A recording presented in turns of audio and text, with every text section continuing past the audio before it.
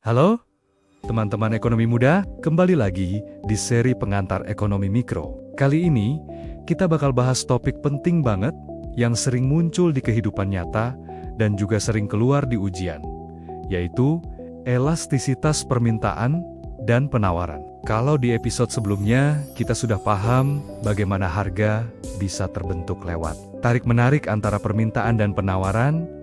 Nah, kali ini kita mau tahu, seberapa besar sih reaksi pembeli dan penjual kalau tiba-tiba harganya berubah? Siap yuk, kita mulai. Bayangin kamu punya kebiasaan beli es kopi susu seharga Rp10.000 setiap pagi. Enak, bikin semangat, tiba-tiba besoknya, pas kamu mau beli, harganya naik jadi Rp12.000. Kira-kira apa yang kamu lakukan? Apakah kamu tetap beli seperti biasa karena sudah jadi bagian dari rutinitas? Atau kamu langsung mikir, duh, naik 2.000, mending cari minuman lain aja deh. Atau bikin sendiri di rumah. Nah, seberapa peka atau seberapa responsif kamu terhadap perubahan harga itu?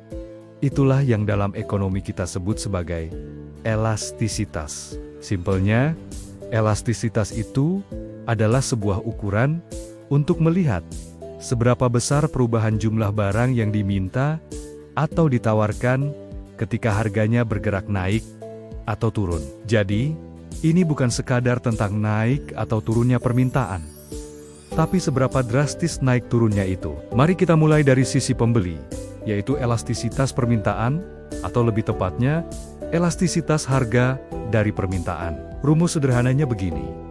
Elastisitas permintaan atau ID sama dengan persentase perubahan jumlah yang diminta dibagi dengan persentase perubahan harga. Nggak usah pusing sama rumusnya, yang penting kita paham artinya. Kalau hasil perhitungannya lebih dari 1, kita sebut permintaannya elastis. Artinya, pembeli sangat responsif.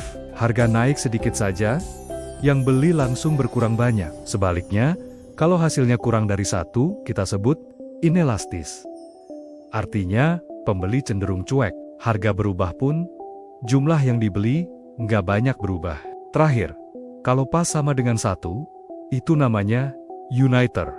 Perubahannya seimbang. Biar lebih kebayang, kita pakai contoh kasus sederhana, misalnya harga bensin naik 10%. Kenaikan yang lumayan kan? Tapi, data menunjukkan konsumsi bensin di masyarakat cuma turun sekitar 2%. Kenapa?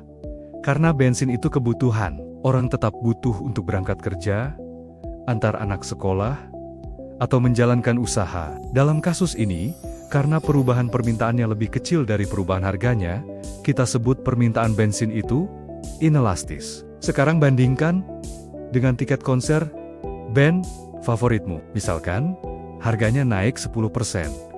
Tapi ternyata jumlah pembeli tiketnya langsung anjlok, turun sampai 30%. Nah, ini berarti permintaannya elastis. Kenapa? Karena nonton konser itu sifatnya hiburan atau keinginan. Kalau harganya dirasa kemahalan, orang bisa dengan mudah memutuskan untuk nggak jadi beli dan memilih hiburan lain yang lebih terjangkau. Lalu, apa sih yang bikin suatu barang permintaannya elastis atau inelastis? Ada beberapa faktor penentunya. Pertama, ketersediaan barang pengganti atau substitusi. Semakin banyak pilihan penggantinya, permintaan akan semakin elastis. Contohnya, kopi. Kalau harga merek A naik, kamu bisa gampang pindah ke merek B atau C. Makanya produsen kopi harus hati-hati menaikkan harga. Kedua, persentase pendapatan yang dihabiskan. Barang-barang yang harganya mahal dan memakan porsi besar dari gaji kita, seperti mobil atau rumah, cenderung lebih elastis. Kenaikan harga sedikit saja akan terasa sangat berat di dompet. Jadi orang akan berpikir ulang untuk membelinya. Ketiga, jenis barangnya, kebutuhan atau keinginan.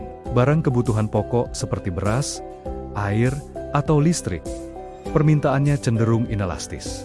Mau harganya naik pun, kita tetap harus beli kan? Beda dengan barang mewah yang sifatnya keinginan. Dan yang keempat adalah jangka waktu. Dalam jangka pendek, kita mungkin sulit mengubah kebiasaan. Tapi dalam jangka panjang, kita bisa mencari alternatif. Misalnya, harga bensin terus naik, Dalam jangka panjang orang mungkin akan beralih ke transportasi umum atau membeli kendaraan listrik.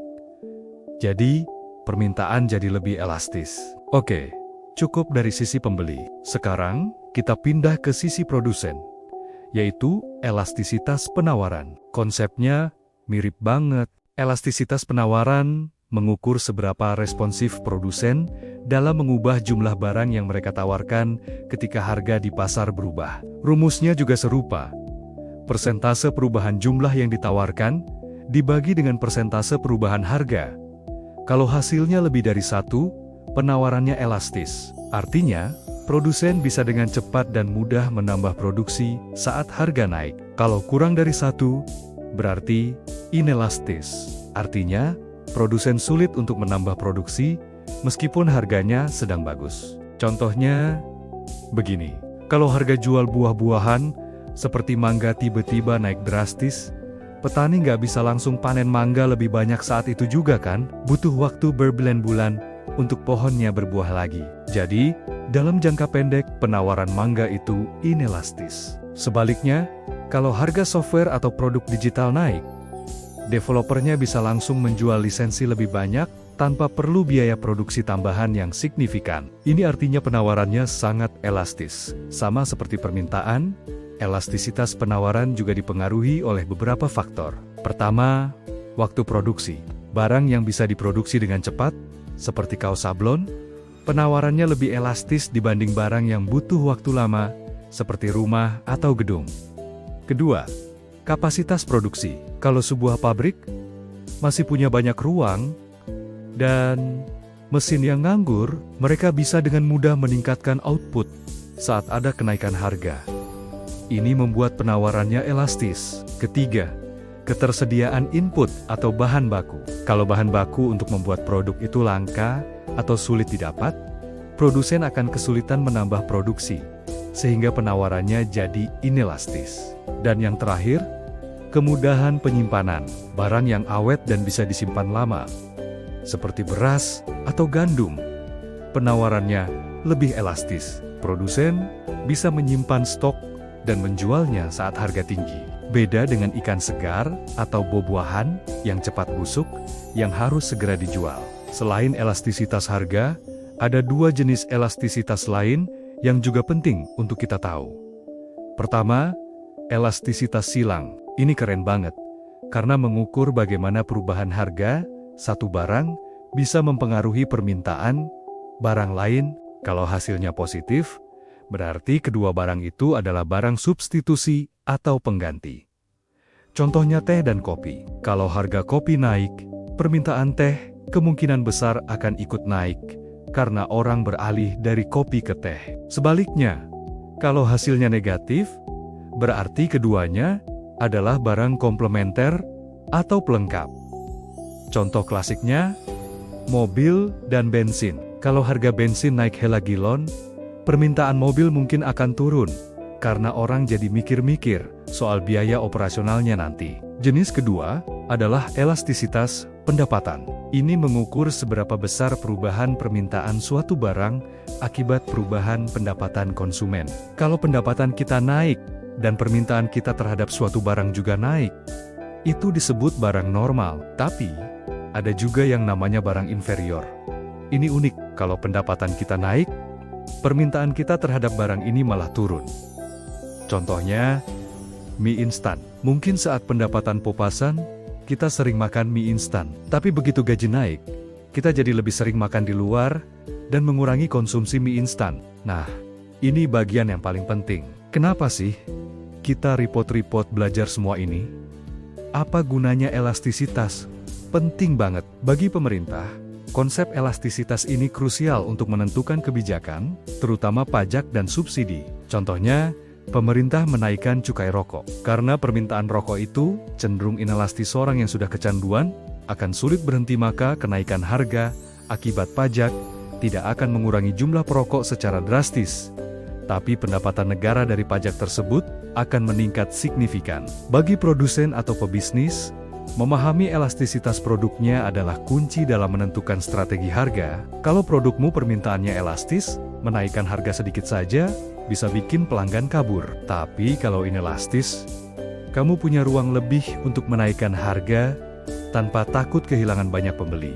Dan bagi kita sebagai ekonom atau pengamat, elastisitas membantu kita memprediksi dampak dari berbagai perubahan di pasar dengan lebih akurat. Oke, mari kita rangkum apa yang sudah kita pelajari hari ini. Pertama, elastisitas itu menunjukkan seberapa peka atau responsif pasar terhadap perubahan harga. Kedua, ada elastisitas permintaan dari sisi konsumen dan elastisitas penawaran dari sisi produsen. Permintaan disebut elastis jika pembeli sangat peka terhadap harga, dan inelastis jika cenderung tidak terpengaruh. Begitu pula dengan penawaran, elastis berarti produsen mudah menambah produksi, dan inelastis berarti sulit menyesuaikan produksi. Itu dia pembahasan kita tentang elastisitas permintaan dan penawaran. Semoga sekarang jadi lebih paham ya. Di episode berikutnya, kita bakal bahas topik yang gak kalah seru, yaitu struktur pasar. Kita akan bedah mulai dari pasar persaingan sempurna sampai monopoli yang sering kita dengar. Jangan lupa untuk like, share video ini ke teman-temanmu. Dan yang paling penting, subscribe channel ini biar kita bisa makin jago ekonomi bareng-bareng. Sampai jumpa di episode selanjutnya.